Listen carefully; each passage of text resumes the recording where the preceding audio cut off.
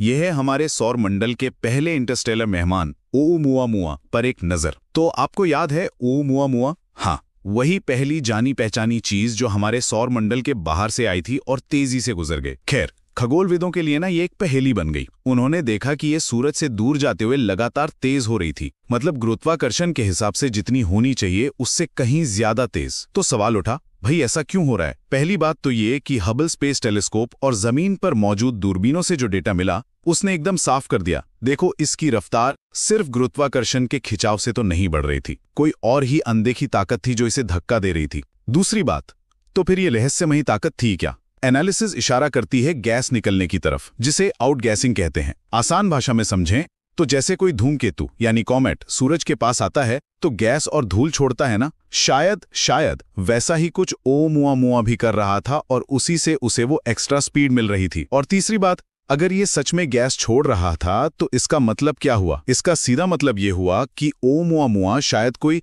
आम चट्टानी एस्ट्रॉयड नहीं है, बल्कि एक बर्फीला मेहमान है। समझिए, एक अजीब किस्म का धूमकेतु। ये खोज ना ऐसी बाहरी चीजों को समझने का हमारा पूरा नजरिया ही बदल सकती है। तो कुल मिलाकर बात यह है कि ओumuamua की उस रहस्यमयी तेजी का राज शायद इसकी धूमकेतु जैसी प्रकृति में ही छिपा है, जो गैस छोड़कर अपनी रफ्तार बढ़ा रहा था।